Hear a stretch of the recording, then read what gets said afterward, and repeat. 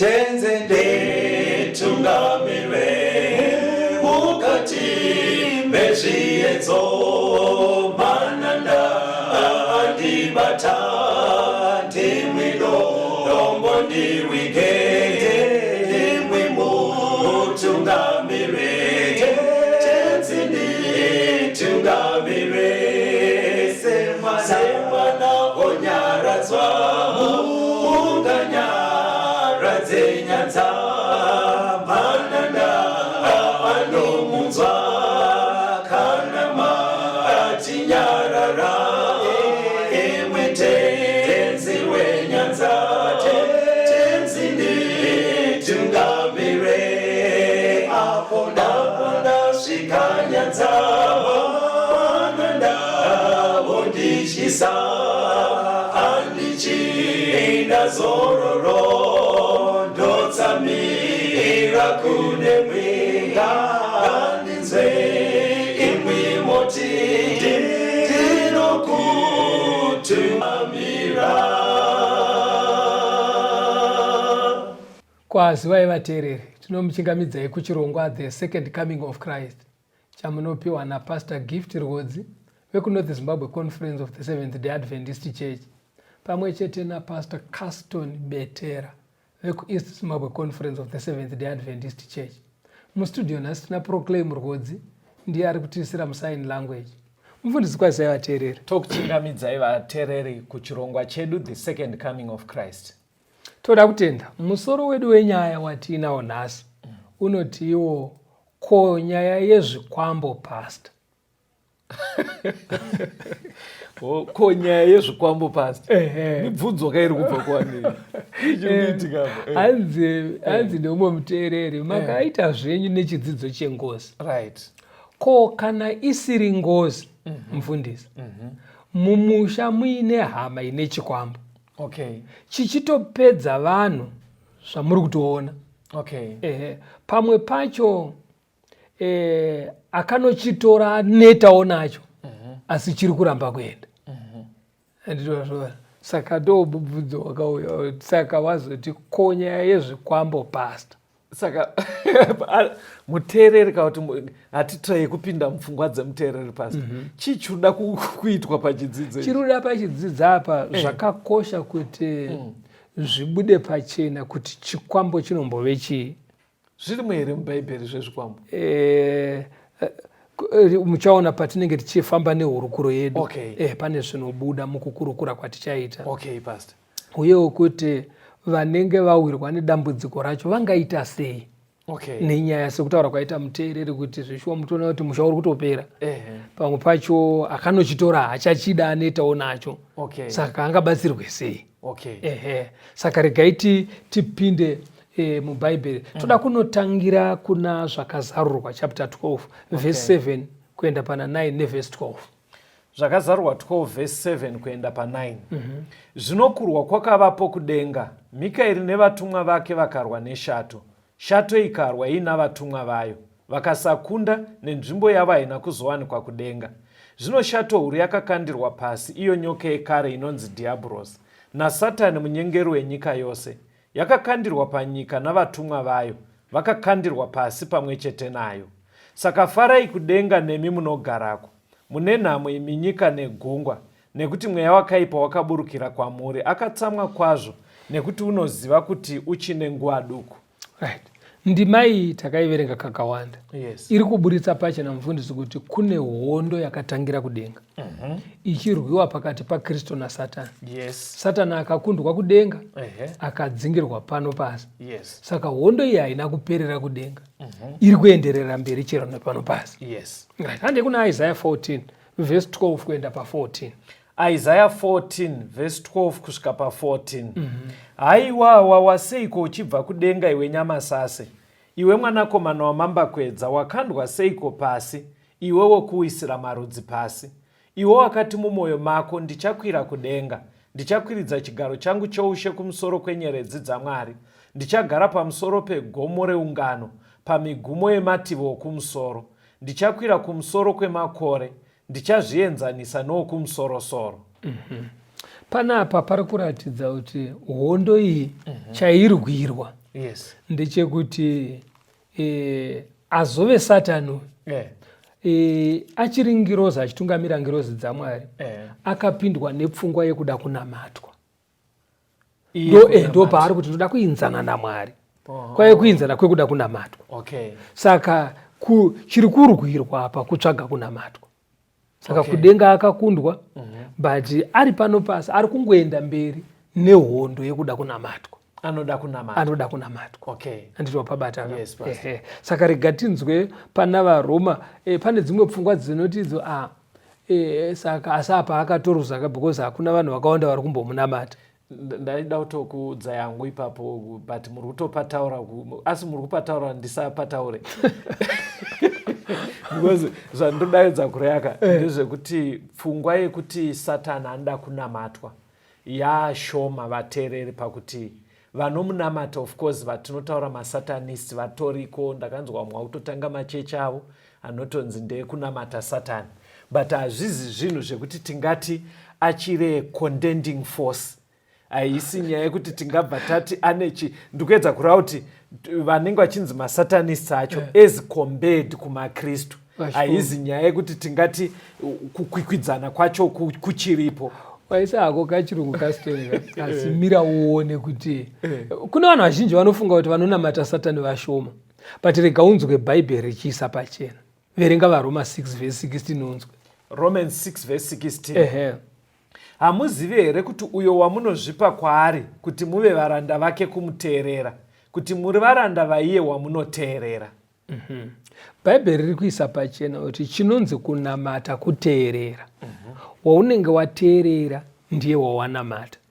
Saka pakati paKristu naSatani, kana munhu achiti ndiri muKristu anenge achiti ndinoteerera Kristu. Ndizvozvo. Handiti wazvoona. Kana asingateerere Kristu, munhu iye akutonamata Satani. Aiwa, mukubva mataura zviri radical pastor. Muri kubva manyanya kutaura kuti kana asingateerere Kristu akunamata Satani, hamusi kusiyiwo kamukana kekuti anogona kunyenge. Muri kubva matoti akunamata Satani. Chiri kuburitswa panapa ndechekuti kurarama kwemunhu generally kana makakutarisa pane vanhu vakatozvimisira kusada kuteerera Mwari. Kuti upenyu hwake hwese paanototeerera Mwari zvatongoitikawo. Asi anenge aida kutotiza futi. Saka kurarama kwakadaro kutonamata. Chero achiti handiende kuchechi, handisi musatanist, asi arotonamata Satani. Kozoita munhu wekuti chero achienda kuchechi achiti ndiri muKristu, asi upenyu hwake kana mohutarisa haateerere Mwari, anoteerera Satani. Munhu iye arotonamata Satani. Ndozviri kutaurwa neBhaibheri pano. Mapabataka. Saka hondo iripo kurwira kunamatwa. Saka matauriro eBhaibheri rinosiya manje pasina safe zone manje. Handiti wazvoona, hapana ari neutral. Hapana ari neutral. Munhu wese ari kunamata. Saka chimwe chinhu chatoda kuti tisati taenda mberi mufundisi ndechekuti Bhaibheri hapana parinonyatso rondedzera richiburitsa pachena kuti chikwambo chii. Kana muchitaura nenyaya dzezvikwambo. Vanhu vanotaura vanoti ivo vanhu mukutsvaga pfuma kana kuda kukudzwa vanoenda kun'anga, vamwe vanoenda kumaprofita, vonopiwa ikoko zvavanobatsirwa nazvo ikoko. Zvimwe vamwe vachirondedzera vanoti zvinorutsa mari usiku. Handiti wazvoona. Zvaanenge apiwa zvacho. Kana kukonzera kuti madhiri ake ekupfuma abudirire. Kuti vawane mari.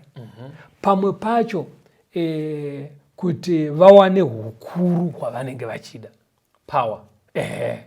Handiti wazvoona. Kana position. Kana zvikundya. Saka pakutsanangurwa kwazvinenge zvichiitwa manje, zvinonzi pfuma yese inogona kuuya, nekukudzwa zvinogona kuuya, asi zvisingagumire ipapo. Nechikonzero chekuti nekuti zvinonzi izvo chikwambo kuna anacho chinozoda kuti pamusoro pekuti wawana pfuma, wawana kukudzwa kwakoko, asi chinozodawo kupota chichimwa ropa. ndomukutsanangurwa kwazvinoita kuti chinenge chichida kuti pakati pehama paite munhu anenge achifa paperiod inenge yakataurwa, kana iri gore negore kunofanira kuti gore rino kwafa munhu. Saka pamwe pacho panonzi akanochitora ndiye anenge achisarudza kuti gore rino kuri kufa nhingi. Nyaya dziri kuraramika here idzi? Because kunogona kungotanga imwe nyaya iri emyth, but yotopedzisira yakutaurika sekunge zvinhu zvakadaro zviriko zvekuti munhu ane chinhu chinomurutsira mari. Zviri kuraramika here? Ndinotaura zviri kutaurika muvanhu. Ukazonzwa vanhu vaakubvunza saka toitei nezvikwambo pastor, because zvinoratidza kuti zviri kutovanetsa. Ende wanzwa muteereri atiye muri kutopera makatarisa. Saka kana vachiuya manje vachitaura vanenge vachiti chikwambo kana chauya mari uya anowana mari, asi icho chine muko wacho wekuti kunodiwa kuti kufe munhu gore negore. Saka pamwe pacho munhu ndiye anotaura kuti anosarudza kuti kunofa nhingi gore rino. Pamwe pacho chikwambo ndo chinosarudza chega. Andito zvava. Kozoitawo vamwe vanoti ivo kunze kwekuuraya zvimwe zvinoitwa nechikwambo ndechekuti chimwe chinonanzva njere dzehama. Andito zvona. Zviya zvekuti kune dzimwe dzimba kunoita mazungairo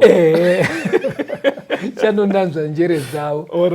Saka kunotaurwa zvakawanda nezvimwe zvakawanda zvinenge zvichitaurwa. Fambai nechidzidzo ichi, patinonochipedza ndichakuudzai pfungwa dzangu kuti nyaya dzese idzi padzinodaika inini hangu zvizva ndinofunga kuti zvoda kuitwa. Fambai nechidzidzo. Chitiverengera zvakazarurwa 16 verse 13 kuenda pa16. Zvakazarurwa 16 verse 13 to 16. Ipapo ndakaona mweya yetsvina mitatu yakaita sematafi ichibva mumuromo weshato, nemumuromo wechikara, nemumuromo womuprofita wenhema. Nekuti ndiyo mweya yakaipa inoita zviratidzo. Inoenda kumadzimambo enyika yose kuvakokera kukurwa pazuva iro guru raMwari Wamasimba Ose. Tarirai, ndinouya sembavha. Wakaropafadzwa unorinda nounochengeta nguo dzake kuti arege kufamba asina kupfeka, vaone nyadzi dzake. Akavaunganidzira panzvimbo inonzi Hamagedhoni nechiHebheru. Takadzidza chidzidzo ichi kuti mumazuva ekupedzisira Jesu akuda kuzouya. Kuchaitika hondo icharwiwa pasi rese. Ende hakuna anenge ari mupenyu asingazorwi pahondo iyi. But zvakatoratidza kunge tinenge tatowo muhondo yacho. Iyi hondo iyi yakabuda chinzi ihondo yemweya. Now muhondo iyi kune vanenge vari kudivi raSatani, kudivi remweya yakaipa, vachatsvaka nzira dzavanenge vachishandira mweya yakaipa kana kuti vachishandiswa nayo. Anditi mazvoona. Saka dzimwe dzenzira dzacho dzinosanganisira iyo iri kutaurwa yezvikwambo yekuti vanhu vanenge mukutsvaka kwavo pfuma, mukutsvaka kukudzwa, ndo pavanonotora zvikwambo. Haasi kuda kupfuma achitungamirirwa naMwari. Haasi kuda kukudzwa zvinobva muurongwa hwaMwari. Saka ndo pavanonotsvaga izvo. Saka ndo mapindiro avanenge vachiita muhondo yaHamagedhoni. Ihondo yemweya, kurwa kune mweya mukati. Andimapaona. Musati maenda kure pastor, hazvinei nezvikwambo chaizvo, because handinyatsogona kudefine kuti chikwambo chii. But pamamuchitaura ndayeuka imwe nyaya inoitika. Iri kufanana nenyaya muri kutaura pakuti munhu anotoifambira futi kuti apiwe zvinenge zvinobatsira kudaro. Kune vanhu vandinonzwa vanotoenda vonopiwa zvinhu kuti aite raki rekudiwa nevarume. Anenge achiita basa reusiku pfambidzia idzi. Anenge achitironzi awane raki rakadaro zvekuti vanenge vatone zvinhu zvavanoto nemiko yavanototedza kuti zvirambe zvakadaro. Saka ndikumbira imimi rambe yenyu muri kwenyu uku kwekuwana mari vanhu vachizouraiwa, but kana mukaona chidzidzo chenyu kumberi chichigona kundibatsirirawo vanhu ivava, because kuna vamwe vanenge vachiti ndaneta, handichada, ndauda kunyatsoita imba yangu, but ndinongoshamisika zvinongoramba zvichidzoka pandiri.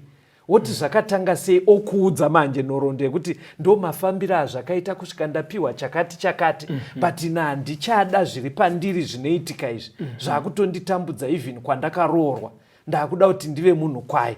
Saka itai henyu chidzidzo chenyu ndachinzwa, pandangoona kakufanana kazvo kuti unenge wakanopiwa chinhu kuti chikushandire imwe area. Now kune vanhu ka havadi kuverenga shoko raMwari. Right, Pastor. Saka mupfungwa mavo manje vanofunga kuti unobudirira nekubatsirwa. Ivo vanenge vaziva ndega handigone. But mukaverenga shoko raMwari manje rine zvarinoburisa panyaya dzekubudirira papfuma, panyaya dzehukuru panzvimbo and so forth. Tiverengere matsamba aya anoti Deuteronomy 8 verse 18. Right. Mugoverenga Daniel 2 verse 21.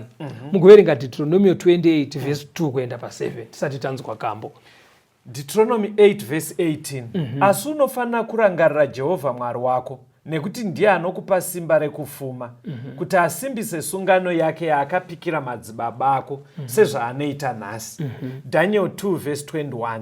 Ndiye anoshandura nguva nenhambo, ndiye anobvisa madzimambo nekugadza madzimambo, ndiye anopa vakachenjera uchenjeri nevane njere zivo. Deuteronomy 28 verse 2 to 7. Kuropafadza uku kwose kuchaitika kwauri uchatevererwa nako kana uchiteerera inzwi raJehovha Mwari wako. Ucharopafadzwa muguta, ucharopafadzwa mumunda. Zvibereko zvemiri wako nezvibereko zvevhu rako, nezvibereko zvemombe dzako nezvibereko zvemhou dzako, nemakwai naamakwai ako zvicharopafadzwa.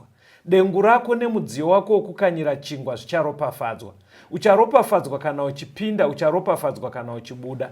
Jehovha uchakukundisa vavengi vako, vanokumukira pamberi pako. Vachauya kuzorwa newe nenzira imwe, vachatiza pamberi pako nenzira nomwe. Panapa pari kuburisa pachena kuti simba rekupfuma ndiramwari. Right. Hukuru wana zvikunja. Anodetermina kuti pakambani panapa achava mukuru ndiani, pachikora apa ndiani achatungamira, munharaunda iyi ndiani achatungamira, ndiMwari. Kuti kamba iwe achava officer in charge ndiningi, kuti achava sister in charge ndiningi, ko kuma headmaster zvese hanzi Mwari ndiye anogadza nekuburutsa. Saka pakambani pakatengwa mota nyowani inopiwa driver upi? Right. Izvozvo zvese izvo ndiMwari. Hapana need yekuti utsvage tunhu kuti upiwe bhazi nyowani uri driver. Aiwa, ndiMwari anoita izvozvo. Ende zvobva zvanzi futi kuna Deuteronomy, Mwari ndiye anokomborera kumunda, ndiye anokomborera mhuri. Saka vanhu havanzwisise zvese izvozvo. Nekusada kuverenga shoko raMwari nekusimbira pana Mwari, kunotsvaga zviya zvinozouya manje zvakaberekana nemadambudziko. Saka ini shoti muri kuti zvinonzi zvikwambo izvi, sekutsanangura kwamuri kuita, chiri kukonzera kuti zvitovapo. Vanhu vasiri kunzwisisa kuti vari kuramba kunzwisisa kuti upenyu hwakanaka, kukomborera, mabasa, kupasa chikoro, kuti uvhurike pfungwa, zvinobva kuna Mwari. Saka ivo vanonotsvaga kuya kunonzi naMwari musaende manje. Ndokunonotapurana nezvinhu. Vochiuya vakaberekana nezvinhu zvinosoti tinoda ropa, tinoda chii. Mirai timbonzwa kambo, tuye tienderera mberi.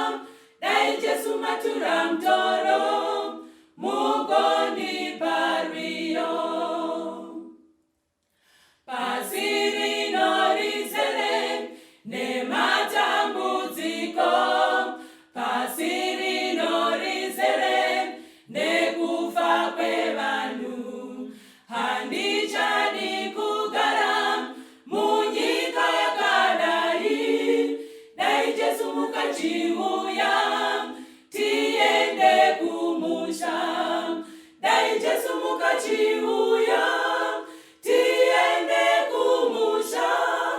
Dai Jesu mukachiuya, moyo yedu izorore. Tane tane uromo, tenzi manonoka. Dai Jesu mukachiuya, tiende kumusha.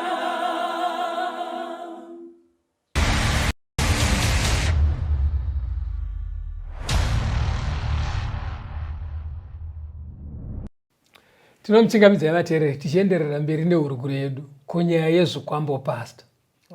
Right. Ngatifambe pastor. Rega tiinde pana John 8 vhesi ya44. John 8 verse 44. Imi muri vababa wenyu Diablos, munoita kuda kwakaipa kwababa venyu. Iye weke ngari muurai kubva pakutanga. Haamire muzvokwadi nekuti maari hamuna zvokwadi. Kana achireva nhema unoreva zvake, nekuti ndiye wenhema uye baba vadzo. Right. Panapa pari kunzi Satani munyepi, Satani muurai. Saka muchaona kuti mumazuva ano ekupedzisira aka, sezvatadzidza kumashure uko, nyaya dzezvikwambo dzichatowanda.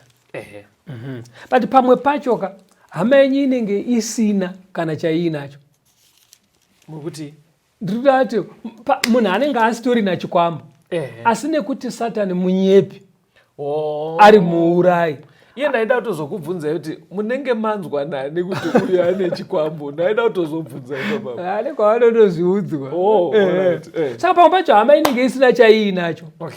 Satani achitokunyeperai kuti hama yenyu yakaromba, achingoda bedzi kuti mupesane. Ototsigira kunyeba kwake kuya nemasaramusi. Imboverenga kuna Exodus 7 onzo. Exodus 7 verse 10 to 13. Verse 10 to 13. Moses naAroni vakapinda kuna Farao vakaita sezvavakarayirwa naJehovha. Aroni akakandira tsvimbo yake pasi pamberi paFarao nepamberi pevaranda vake, ikashanduka nyoka. Ipapo Farao akadanawo vakachenjera nevaroyi. Naivo idzo ng'anga dzeIjipita vakaita saizvozvo neuroyi hwavo, nekuti mumwe nemumwe wakakandira pasi tsvimbo yake, dzikashanduka nyoka, asi tsvimbo yaAroni yakamedza tsvimbo dzavo. Zvino mwoyo waFarao wakaomeswa akasateerera sezvakarebwa naJehovha. Uri kuona kuti ng'anga padzakagadzirawo nyoka netsvimbo, hanzi zvakabatsira kuomesa mwoyo waFarao. Saka pamwe pachoka mweya yakaipa inokuratidzai nyoka, asi isiri nyoka chaiyo. Handiti wazviona? Anenge achizviitirei? Kungoitira kuti mupomerane, zvanzi muomeswe mwoyo. Nekukusimbisai pakuramba Mwari. Saka pamuri kupindura here paipai panonzi akatobatwa nacho mufunge. Nekuti pamwe pachoka unonzwa chinenge chiri chidombo, dombo chairo chairo, but dombo iroro rinenge richiita minana, rinogona kutofamba, rinogona kuwanikwa richifema, iro riri dombo. Handiti wazviona? Kana chimwe chimuti, kana chimwe chimhuka, saka zvakangosiyana siyana, kana chidende, chitaurwa chinogona kutomhanya chichienda uko. Saka Satani ane simba manje rekuita kuti chidende ichocho chimhanye chiende uko. Pachinonzi chabatwa nadzikamutana chikanzi bhu, wotoona ropa robuda machiri. Saka ndinochidzi ropa revanhu rachiri kunwa every year. Asi musakanganwa kuti kune vanoitawo zvechitsotso, zvekutonyepo havo vadyara zvinhu zvavonyepera kunge wazvidzura. Zvese izvo zvimabasa asa. Vhesi raburitsa iri kuti Satani ane simba. Ane simba rekuti paite chinhu chinenge chipere. Chidende chinogona kutotaura. Handiti wazviona? Kana kutomhanya chotochinja woita nyoka. Saka iye anokuratidzai nyoka ka chiri chimuti, achiitira kuti mubva mati vakabatwa baba munini. Vainacho vakanyadziswa. Asi agara munyepi. Handiti wazviona? Pamwe pacho zvisho baba munini vanenge vakanochitora. But pasi alright, ndichakubvunza imbofamba ipo. Ndiri kunzwa muri kuramba mitaura kuti tsikamutanda anobva achitora, but zvinoitwa ngana tsikamutanda ka kwakarambidzwa kwese kuya naMwari. Right. Ati tiri kuchasvika ikoko. Ande kuna Samuel wokutanga 28 vhesi ya 5 kuenda pa7. 1 Samuel 28 verse 5 to 7. Zvino Sauro akati achiona hondo dzevaFiristia akatya, mwoyo wake ukadedera kwazvo. Sauro akabvunza Jehovha, asi Jehovha haana kumupindura, kunyange pakurota kana neurimi kana nowaprofita. Ipapo Sauro akati kuvaranda vake, nditsvakirei mukadzi anosvikiro, ndiende kwaari ndinobvunza iye. varanda vake vakati kwaari, tarirai kune mukadzi unosvikirwa paendori. Right. Taona pandima yataverenga pamusoro apo kuti Satani zvaanogona kuita mashiripiti. Yes. Chikonzero anenge achida kubata pfungwa dzevanhu kuti kuvasimbisa mune zvakaipa. Ndosaka uchiona vamwe havadi kubva kun'anga chero Bhaibheri rataura sei. Because vane minana yavanonoona ikoko yobva yavasimbisa ikoko. Chimwe chinoita kuti vanhu vazoenda kun'anga kana kumaprofita kunotsvaga kuda kubatsirwa, vane zvavanenge vasangana nazvo zvovavhundutsa. Sepanapa Sauro akaona hondo yevaFiristia ichiuya, but nemisikanzwa yakanga aita paakanonamata kuna Mwari asi haana kupindurwa. Mwari akaramba kutaura naye. Ndo paakazoti nechimiro chandirichi nditsvagirei munhu anosvikirwa ndiende kwaari. Akunotsvaga svikiro zvaanoziva kuti zvinorambwa naMwari. Saka vamwe vanotoenda kumasvikiro nekudzin'angaka nekuda kwezvavaona zvavavhundutsa. Pavanonobva ikoko manje vanobva vatakura zvinovawedzera kusviba nekubva pamberi paMwari. Verenga unzwa pachapter 28 iyoyoka, verenga verse 3 ugoverenga 14 kuenda ku18. Verse 3. Samueri zvino wakanga afa, vaIsraeri vakanga vamuchema vamuviga paRama imo muguta rake. Sauro akanga abvisa panyika masvikiro nevavuki. Verse 18. Akati kwavari, wakadiniko? Akati, kune mutana unokwira akafuka nguo. Sauro akazva kuti ndiye Samueri, akakotamira pasi nechiso chake akanamata kwaari. Samueri akati kuna Sauro, wanditambudzireko uchindikwidza? Sauro akapindura akati, ndinotambudzika kwazvo, nekuti vaFiristia vanorwa neni, naMwari wabva kwandiri haachakotipindure kunyange nevaprofita kana nekurota.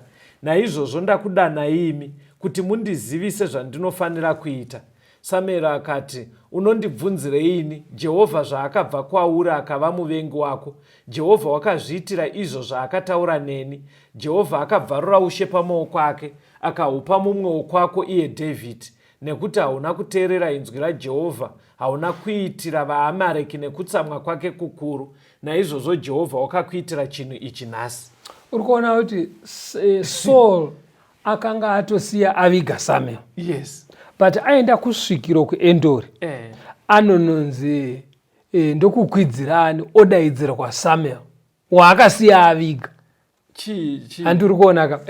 Mweya yakaipa ine simba rekuita minana, rekuti unodedzerwa chero munhu akafa wototaura naye, kana kuti chimuti unodzingirirana nacho chichida kukuruma. Saka mweya yakaipa ine masimba iwayo. Saka apa ibva imataurira vateereri kuti haazi Samueri aitaura naSauro. Haasi Samueri. Because pane mvunzo inoramba ichidzi, kwenga Samueri wana akatobva kuakafa, patsanangurei makasimba pastor kuvateereri. Apapo ndikusimba ndingasimbe zvinodarika Bhaibheri rekastraight.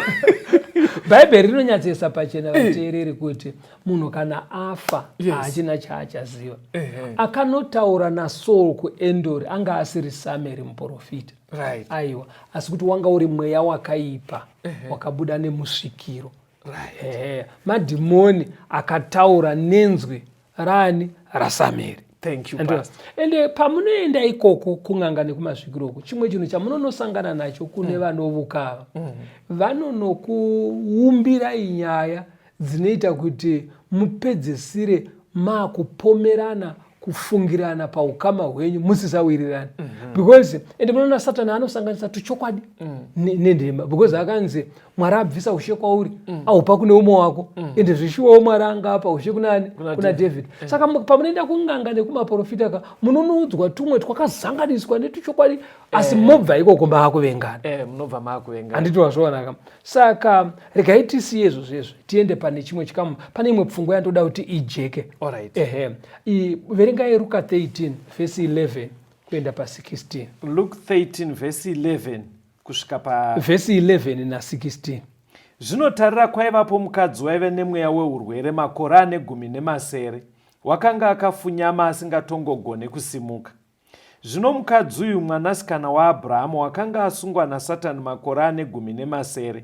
Haizaifanira kusunungurwa nemusi weSabata pachisungo ichi here? Chii chiri kubuda panapa? Mukadzi uyu aive nemweya wakaipa. Yes, pastor. Ndo wakanga wakaunyanidza muviri wake. Hanza isagona kufamba ari straight. Saka iye aitoonekwa achirarama akaremara. But chaiita kuti adaro mweya wakaipa. Pakabviswa mweya wakaipa akasara atasanuka. Kureva kuti mweya wakaipa unogona kukanganisa muviri wemunhu. Handitika kana wabva munhu anosara atasanuka. Verenga Mark chapter 5 verse 2 kuenda pa 5 neverse 15. Mark 5 verse 2 to 5. Zvino akati abuda mugwa, pakarepo akasangana nemunhu waive nemweya wetsvina achibva kumarinda. Uyo waigara kumarinda. Kwakanga kusina munhu wakanga achagona kumusunga kunyange neketani. Nekuti kazhinji waisungwa nezvisungo zvamakumbo nemaketani, asi waidambura maketani nekudhashura zvisungo. Kwakanga kusino munhu waigona kumunyorovesa. Nguva dzose usiku nemasikati waigara kumarinda nokumakomo achidanidzira achizvicheka nemabwe. Verse 15. Vakauya kuna Jesu vakaona wakanga ane mweya wakaipa agere apfeka ari munhu kwaye, iye waive neregioni, vakatya. Right. Munhu uyo akanga aine mweya yakaipa. Yes, pastor. Ndo yakaita kuti abve mumusha anogara kusango kumarinda. Yes. Asi mweya wakaipa wadzingwa, akadzoka akapfeka zvakanaka, akagara pasi. Yes. Saka taona isusu kuti mweya yakaipa inogona kukanganisa mwiri wemunhu. Kana wadzingwa munhu usara ato right. Yes. Mweya wakaipa unogona kukanganisa pfungwa dzemunhu, otobva pamusha, asi kana yabva anodzoka otosvogara pamusha. Oita munhu kwaye. Handiti wazviona. Tiri kudzidzira zvinhu izvi nekuti taona kuseri uko kuti zvikwambo mabasa emweya yakaipa. Ndiwo anouya woita minana, woita mashiripiti nezvaanoita pakati pevanhu. Handiti mapabata. Right. Saka tanzwisisa izvi, rega pane chimwe chinhu chatoda kuti chijeke chigobatsira vateereri munyaya dzezvikwambo panzi nemuteereri zvikwambo pastor. Okay. Handiti wazvaonaka. Handei pana Mateo 7 verse 22 na 23. Ibva waiverenga pamwe chete namabasa 8 verse 9 to 11. Wobva waverenga Samueri wokutanga 28 verse 11. Matthew 7 verse 22 to 23. Right. Vazhinji vachati kwandiri nezuva iro, Ishe, Ishe, hatina kuprofita muzita renyu here, nekudzinga mweya yakaipa muzita renyu here, nekuita mabasa esimba mazhinji muzita renyu here? Zvino ndichavaudza pachena, handina kutongokuzivai, ibvai kwandiri, imi vaiti vekusarurama. Mabasa 8 verse 9 to 11. Zvino kwakanga kuine mumwe murume wainzi Simoni, waive n'anga kare paguta iro, waishamisa vanhu veSamaria achizviita munhu mukuru. Vose vaduku navakuru vakamuteerera vachiti, uyu munhu isimba guru raMwari. Vakamuteerera nekuti akanga avashamisa neung'anga hwake nguva huru. 1 Samuel 28 verse 11. Zvino mukadzi akati, ndokukwidzirai aniko? Akati, ndikwidzirei Samueri. Now, uri kuona panapa, chiri kubuda panapa ndechekuti mweya yakaipa inogona kudzingwa nen'anga, inogona kudzingwa nemasvikiro, inogona kudzingwa nevaprofita venhema. Ndazviona. Asi mukanyatsokutarisa makagadzikana, hakusi kudzingwa kwekuti magonerwa. Dzokorai, inogona kudzingwa nani? Inogona kudzingwa nen'anga, inogona kudzingwa nemasvikiro, inogona kudzingwa nevaprofita venhema vari kwavo. Okay. Saka kana chikwambo chadzingwa nen'anga, chadzingwa nesvikiro, chadzingwa nemuprofita, musafunge kuti magonerwa. Okay. Handiti mapabata. Nemhaka yei tiri kudaro. Pataverenga kuna Mateo, kunotori nevanhu vachatoti kuna Jesu, takadzinga mweya yakaipa, asi ivo vasina kukama naJesu. Simoni n'anga yepaSamaria aitoita mashiripiti makuru. Handiti wazviona. Asiri n'anga. Kuna Samueri osvikiro ratodedza Samueri. Saka chikwambo munogona kuenda kun'anga, moita sekuti muri kubatsirwa nen'anga kuchidzinga, zvoita kunge zvaita.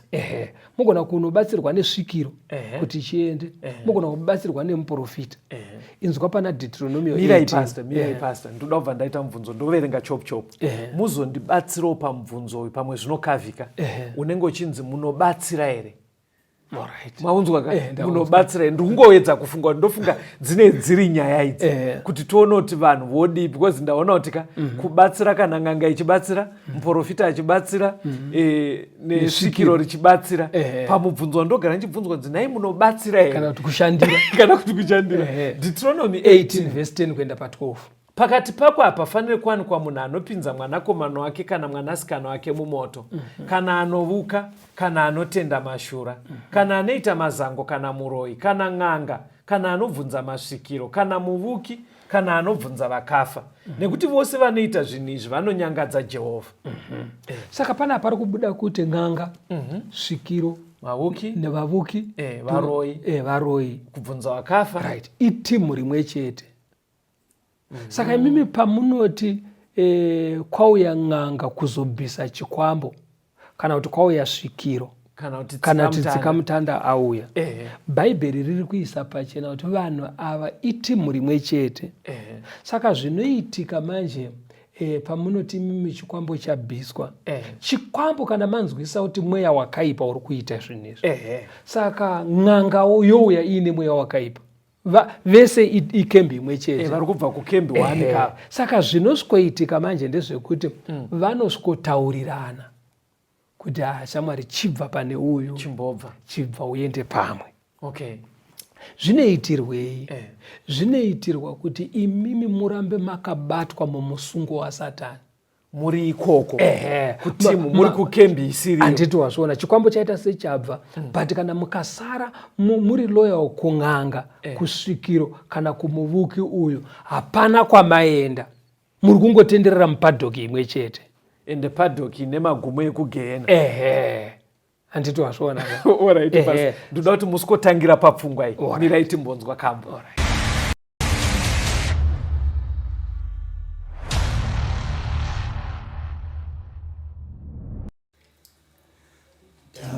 In the valley with my Savior I will go. Anywhere, anytime I will follow Him. Follow, follow, I will follow Jesus. Anywhere with Jesus I will follow Him. Down in the valley with my Savior I will go. Anywhere, anytime, I will follow Him. Follow, follow, I will follow Jesus. Anywhere with Jesus, I will follow Him. Follow Him, follow Him, my Savior, I will follow Him. Anywhere, anytime, I will follow Him. Follow Him, follow Him, follow Him. Follow Him, follow Him. Anywhere with Jesus I will follow Him. Follow Him, follow with my Savior I will follow Him. Anywhere, follow Him, follow Him, follow Him, follow Him, follow Him, follow Him, follow Him. Anywhere with Jesus I will follow Him. Follow Him, follow Him, my Savior, I will follow Him. Anywhere, follow time, I will follow Him. Follow, follow, I will follow Him. Anywhere with Jesus, I will follow Him. Follow Him, follow Him, my Savior, I will follow Him. Anywhere, anytime. Follow Him, follow Him, follow Him, I will follow Him. Anywhere with Jesus I will follow Him. Down in the valley with my Savior I will go. Anywhere, anytime I will follow Him. Follow, follow, I will follow Jesus. Anywhere with Jesus I will follow Him. Down.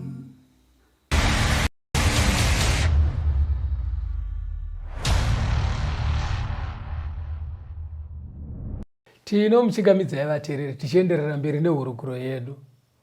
Ko zvikwambo, nyaya dzezvikwambo pastor, ndonyaya yatiri kukurukura nezvayo. Taona isusu kuti ukaenda kun'anga, ukaenda kusvikiro kana kumuprofita uchinoshandirwa kuti chikwambo chibve, waenda kuri kurambidzwa naMwari. Mwari anoziva kuti ikoko unonosimbiswa mupfungwa mako kuti chero zven'anga zvakanaka futi. Ubva waramba uri mupadhoki iyo. Ndosaka uchizoti kana ukamboti kun'anga, ukamboti kusvikiro, kana zvisina kunyatsokugutsa, unoenda kumuprofita. Unonzi adzinga chikwambo. But muprofita uya ukamucherechedza haachengeti mirayiro yaMwari. Muprofita anongoshandira sabata haachengete, akaramba rubhabhatidzo rwaMwari, anorarama muupombwe. Bhaibheri hadi kutoriona. Saka iwe ukanga uchiteera muprofita akadaro, hausi kuteera kuna Mwari. Anditozvaonaka. Saka Mwari anoti musaendeko. Ibvai mandibatsira hazvisi zvezvikwambo. Pane wani pekutoti mamhepo, mwana akabatwa nemamhepo mukatoenda kusvikiro, anonodzoka atoright. Chinongoitika ndechekuti vanonosvika kuya kuya votaurirana. Tachibva apa. Anditozvaona uenda apo. Saka vati unobva watochikokera mumasvikiro. Iko hauchabvika kumasvikiro kuti mwana anga anetsa. Pamwe pacho unenge watonamatirwawo nemadhikoni zoramba, asi waenda kuya kuya zvonoita. Saka in other words mukuti inogo area, anatsika mutanda nemasvikiro nen'anga. Vana vaMwari havaindi ikoko. Kochibatsirai mazera echikuru pastor. Kumazera kwangu kwaanani kunoku itimu shoma remazera angu rinoenda kun'anga nemasvikiro. Pane madhara pastor vanenge vachingofunga ndo vakuru vemusha, vakangodaro vakachikokera zvakanyanya pastor munyaya yekuti anatsika mutanda. Zvoti vakasvika mumusha munonzi kune uregerera musha, chenesai musha. Panovaiti chenesai musha vari kuti endai kuri kurambidzwa. Kutosvibisa actually ikoko ndo zvavasingazive. Uonaiwo kuti ucherechedza kuti munhu ari kukupa yambiro akanyura zvakadii mushoko raMwari. So that advice yaunopiwa ngaive nemanyuko mushoko raMwari. Ndo isingarasisa. Area yemasvikiro nevaprofita venhema nanatsika mutanda kuvana vaMwari inogo area. Hatifambe. Verengai Mabasa 8 verse 18 na 19. Acts of the Apostles 8 verse 18 na 19. Zvino Simoni wakati achiona kuti mweya mutsvene wapiwa nekuiswa kwemaoko avaapostora, akauya kwavari nemari achiti, ndipewo neniwo simba iri kuti wandinenge ndichiisa maoko pamusoro pake apiwe mweya mutsvene. Simoni ng'anga auya kuchechi, but paakaona vapostora vaisa maoko pamusoro, vanhu vabva vabatwa nemweya, akati ndobva aenda nemari yake, kuti ndipewo simba raminana. Akada kutenga simba reminana. Saka variko zveshuwa pakati pehama vanoenda kutonotsvaga kuti nemari vachidawo mukurumbira. Variko vanhu vakadaro. Upedzisira vava hakana nezvinhu. Saka mudzimuri variko vanotoenda kunozvitsvaga zvinizvo. But pandinoona pazvinoitika munyaya yekunamata munyika medu handingataura hangu nharaunda dzandinonzwa dzinoenda vanhu, but kune vanhu munyaya yekunamata yokuti unotongozwa kuti akabva kuarea iyoyo anoya kugona minana. Zvekuti pandima yemaverenga ika kunoku kuAfrica kwedu kunoku ukatongonzwa kunzi back from Nigeria, ibva watoziva kuti hameno zvakanotsvagwa ikoko kazhinji kacho mukutaura kwevanhu. Ende zveshuwo munhu wacho unobva ona ane mamwe masimba. Saka variko vanotonotsvaga kuda kutenga zvinhu. Kunyange ari kumasvikiro achiita kunge wechechi asi vanotonotsvaga mweya yetsvina. Saka variko vamwe mumhuri zveshuwa vekuti zvikwambo zvacho anenge akatonochitsvaga. Mabasa 19 verse 14 to 16. Mabasa 19 verse 14. Vaiva vakomana vanomwe vemumwe muJudha wainzi Skeva, muprista mukuru, vaiita izvozvo. Mweya wakaipa ukapindura ukati kwavari, Jesu ndinomuziva naPauro ndinomuziva, asi imi ndimi anaaniko? Ipapo munhu waive nemweya wakaipa akavamukira simba, akavakurira vose vari vaviri, akavakunda, nokudaro vakatiza mumba imomo vasine nguo vakuvadzwa. Kune pakati pehama dzedu mumisha umu kune dzimwewo hama dzekuti havana kusimbira kune zvekunamata, havana ukama hwakati tsepete naKristu. Okay. Havana zvakare zvikwambo zvacho. Zvikwambo havana futi. Asi munogona kutovafungira. Kana kuti Satani nekunyepa kwake anogona kuita kuti muvapomere kuti vane zvikwambo. Vanazvo zvavainazvo. Hatiri vazviona. Saka anokuitirai minana zvoita sekunge pane chiripo. Because vana vasikevha vanga vasina kusimbira kucheche, kuna Satani kwacho vanga vasina kukama naye, vanga vasina kusimbira vachishandiswa manje, asi vachishandiswa naye. Handiti wazviona. John 8 yaya tamboiverenga asi idzokorore. Verse 44. Imi muri vababa wenyu Diablos, munoda kuita kuda kwakaipa kwababa wenyu. Iye wekenga ari muurai kubva pakutanga. Haamire muzvokwadi nekuti maari hamune zvokwadi. Kana achireva nhema unoreva zvake nekuti ndiye wenhema uye baba vadzo. Saka panapa Satani ari kunzi munyepi, muurai. Saka whether anyepa kuti munhu ane chikwambo kana kuti ichokwadi kuti mumhuri mune anacho, Satani agara muurai. Anotokonzera zvinoparadza mhuri. Agara anonyepa, but iye agara muurai. Saka anogona kukunyeperai kuti hama ine chikwambo, iwe asina. Asi iye Satani oita zvinoparadza mhuri.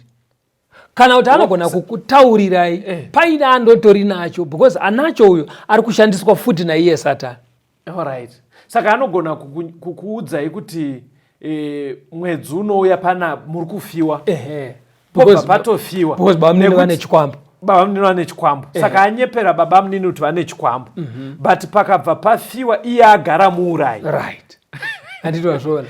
Kana kuti anokuudzai kuti mainini vanacho, ivo vainacho zvezhuwa, ndekuti ndiye ari kuvashandisa. Vagara vari kutima. Handiti mazviona. Saka whether panyepwa kana kuti hapana, zvikwambo mabasa aSatani. Handitika. Saka mubvunzo uri kuti saka vanhu voita sei? Ndosaka muteerera azoti konyaya dzezvikwambo pasi. Poitwa sei? Handei kuna Numbers 23 verse 21 kuenda pa23. Haana kuona zvakaipa kuna Jakobho, haana kuona zvakashata kuna Israeri. Jehovha Mwari wake unaye, vanopupurira mambo pakati pavo. Mwari akavaburisa Ijipita ane simba rakafanana nerenyati. Zvirokwazvo hakuna un'anga kuna Jakobho, uye hakuna kuvuka kuna Israeri. Panapa tiri kuunzwa muchidimbu kuti mwana waMwari haaroyeke. Saka zvizive izvozvo kuti kunyangwe zviri chokwadi kuti pana anacho chikwambo akanochitenga, asi iwewe kana uri mwana waMwari, chikwambo chiripo hachina zvachinokuita. Ndo zvinoda kunzwisiswa izvo. Ipapapo paya pandandichiti ndichada kukuudzai pfungwa dzangu, mabva mauya padziri pamubvunzo wanzi nemuteereri, konyaya yezvikwambo pastor.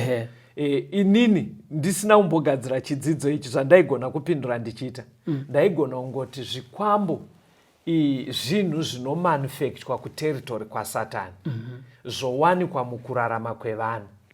Asi mwana waMwari haaafektwe nazvo, hazvimubate-bate.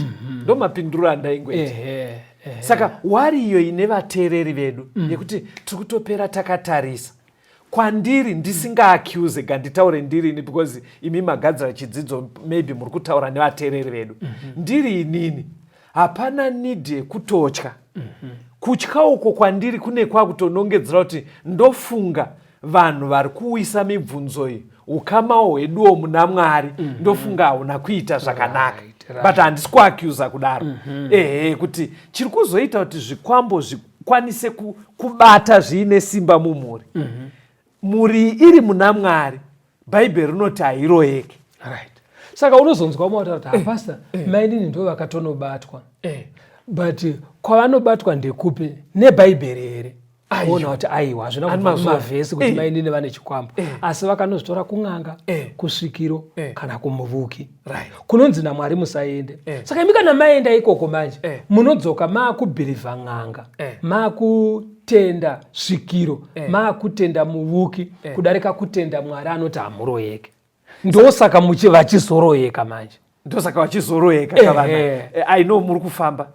Ndoda kuti munzwe matauro andiri kuita. Kana sirizo munonditsura.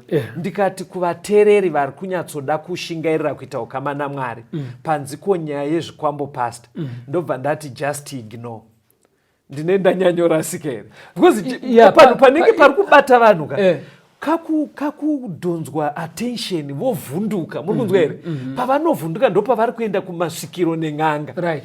Ukasiya wati wo just ignore. I know azvinoita. Maybe wewedzera vhesi iri Matthew 11 verse 28 kuenda pa30.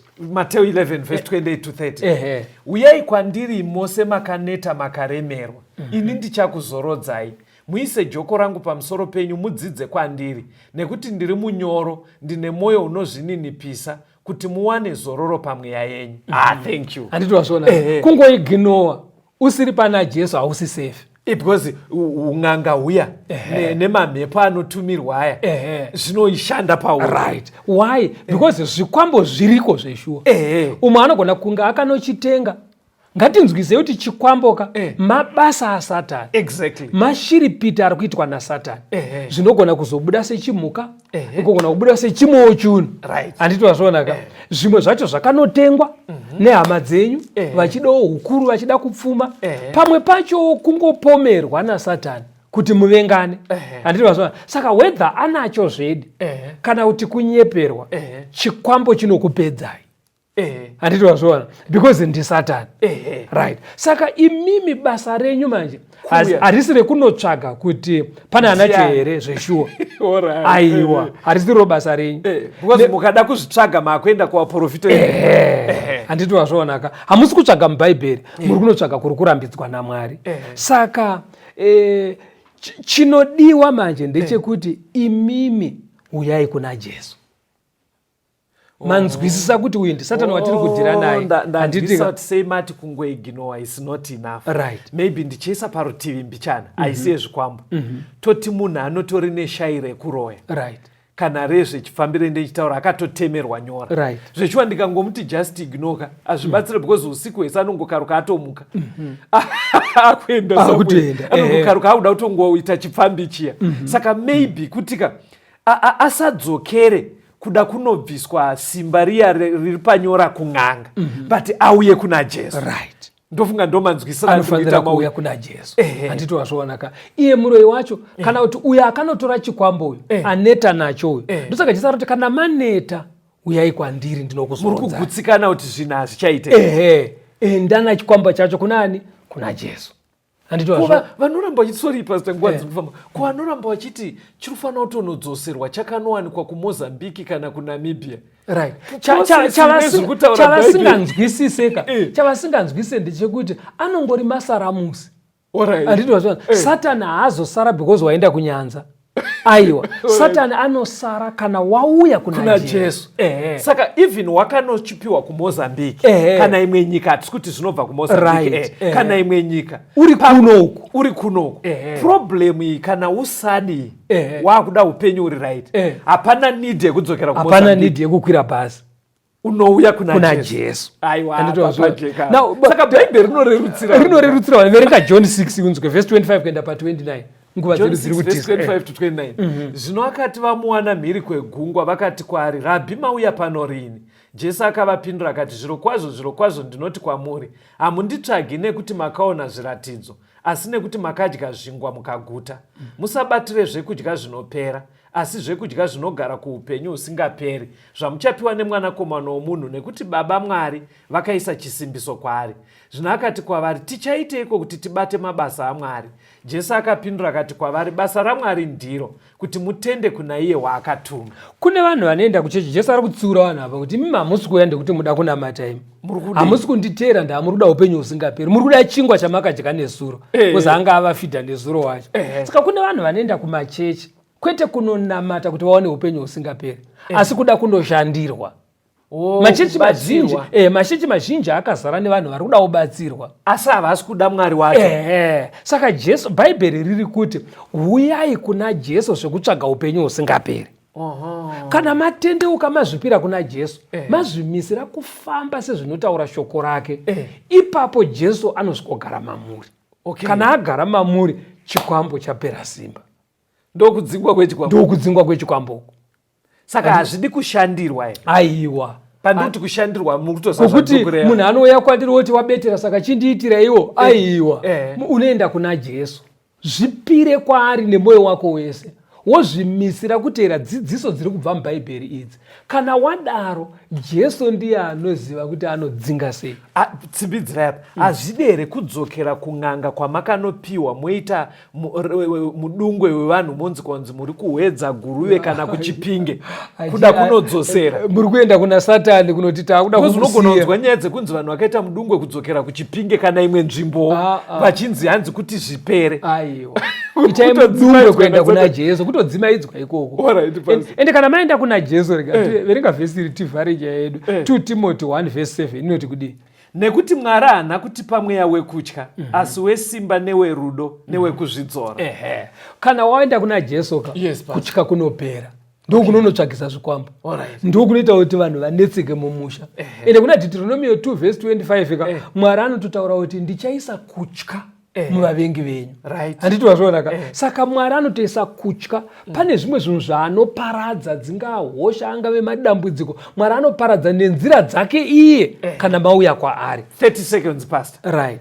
Ko nyaya yezvikwambo pastor, pindurai in 30 seconds. Kana paita chikwambo mumhuri, whether ndechechokwadi kana kunyeperwa, uyai kuna Jesu. Nekurevesa, muine shungu dzekuzogara muumambo hwake nekusingaperi. Kana madaro, iye anogara mamuri. Ndiyo nzira yekutiza iwewe chikwambo, kana kuti yekuchisiya iwewe kana wakanochitora, kana kuti zviri zvekufungidzira, munova safe kana mauya kuna Jesu.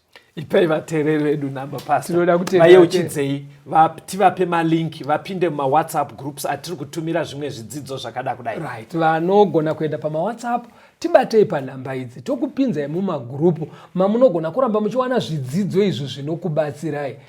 Tibatei panhare dzinoteera 0774 651 181 0774 651 181 kana kuti 0716 452 086 0716 452 086. Mwari ave nemi, akuchengetei, tigosangana muchikamu chinotevera. Tenzende tungamirwe mukati mezviedzo mananda andibata ndimwino dombo ndiwike